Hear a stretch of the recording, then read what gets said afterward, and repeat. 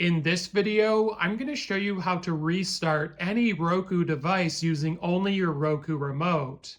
Now, this is a secret combination you can use if you're ever experiencing issues with your Roku device, as restarting it can oftentimes fix, errors, whether it be bugs, glitches, or just phrasing and running slow.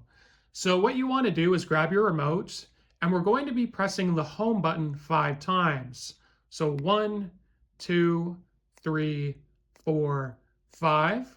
Then we're going to press up on the D-pad once, so once. And then we're going to press the rewind button twice, so 1, 2. And then you want to press this forward button twice, so 1 and 2. Now I may have pressed it a little bit too slow, so it might not work. Oh no, it looks like it's working.